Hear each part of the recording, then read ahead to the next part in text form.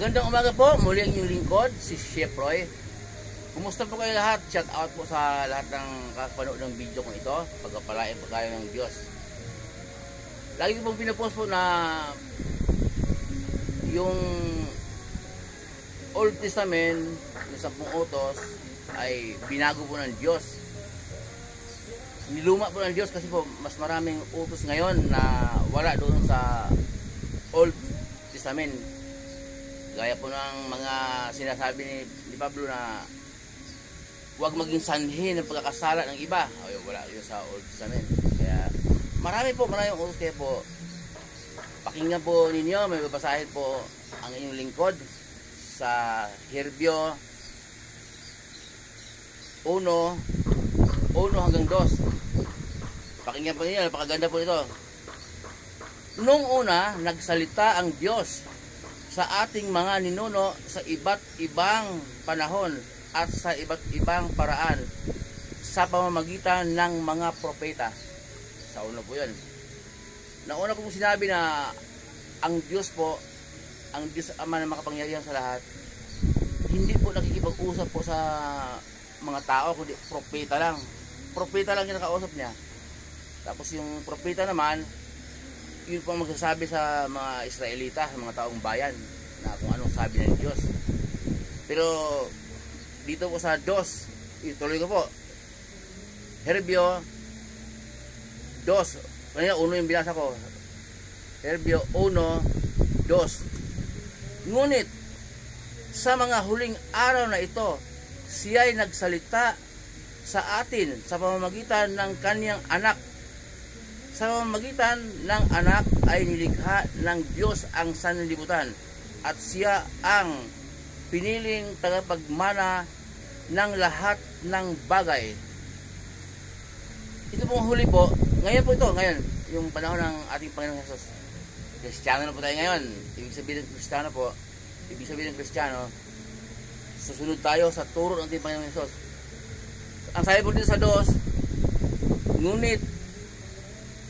ngunit sa mga huling araw na ito, ang Diyos ay nagsalita sa atin.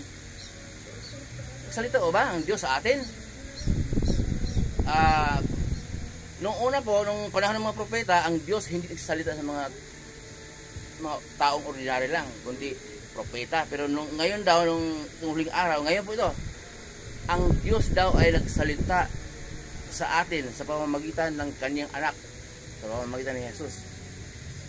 Kaya po nagsalita po ang Diyos. Yung iba naman sabi nila, nagsalita ang Diyos sa pamamagitan ng banal na espiritu na nanguna sa iyo para ikaw ay sumunod sa turo ng ating Panginoong Jesus.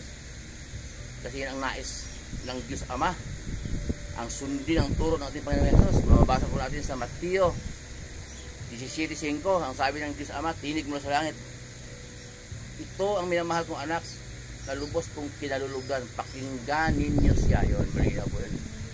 Kaya ang tinutukoy ng anak niya, si Jesus, pakinggan daw natin. Yun pong nais ng Diyos Ama. Kaya sabi po, ngayon, itong mga huling araw, ang Diyos daw ay nagsalita sa atin. Damay talaga tayo, no? Sa pamamagitan ng kanyang anak. Kaya po, sa sunod na content ko po, kasi pag sobrang haba ang video, baka hindi po nito tapusin. Pag-comment nga po kung sino pong interesado. Pag-comment po kung talagang nagsalita ba ng Diyos o gaya ng sasabi ng iba na banal na espiritu ang nanguna sa atin upang magkaroon tayo ng puso at isip para sumunod sa turo ng ating Panginoong Jesus at para sumasampalataya kay Jesus. Nagsalita nga ba o banal na espiritu? Kaya paki-comment nga po sa baba kung ano pong opinion po ninyo, kung nagsalita ba sa atin ang Diyos Ama na makapangyarihan sa lahat o banal na espiritu yung banal na espiritu ang tinutukoy ni Jesus. Yun na yun. Muli po yung lingkod, si Chef Roy. Ang sinasabi kong paki-comment, bukas po sa ibang araw, babasahin ko yung mga comment ninyo. Kung sino pong mag-comment, babasahin ko po kung ano po ang reaction po ninyo, kung talaga bang nagsalita ang Diyos sa atin sa magitan ng ating Panginoon Jesus. Muli po yung lingkod, si Chef Roy. Mabuhay po kayo lahat. Pagpapalain tayo ng Diyos. ingatan tayo ng Diyos. Sasamahan kayo ng Diyos kahit saan po kayo pupunta, mga trabaho pinasukan ninyo, mga negosyo, anumang pinagkikitaan niyo sa buhay ayon sa kalooban ng Diyos.